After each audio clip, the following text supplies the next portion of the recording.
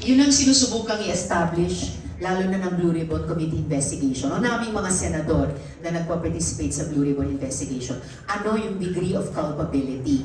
Ano yung mga kaso na dapat ikaso sa mga ma-expose namin na culpable dito. So hindi pwedeng simpleng magre-resign lang, hindi pwedeng, di ba? Hindi pwedeng simpleng makakancelan lang ng lisensya, hindi pwedeng simpleng nachichismis lang sa social media.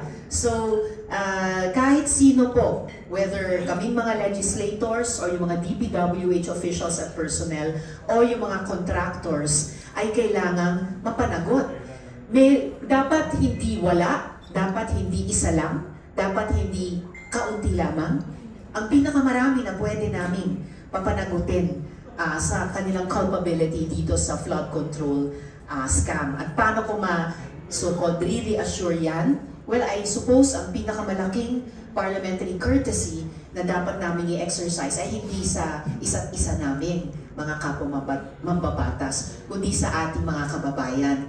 Dahil ang pera po na ina-appropriate ng Kongreso, ginagastos ng executive, at ngayon, finally, lumalabas ng malawakan, kinokorrupt pala sa ganitong mga flood control projects. And sabi nila, ibang mga infrastructure projects, at sabi nila, iba pang mga projects, activities, programs sa iba pang mga departments, ay hindi naman pera ng gobyerno. Yan ay perang galing sa buwis ng mamamayan. At dapat bumalik sa mamamayan sa pamamagitan ng mga tamang flood control projects, etc.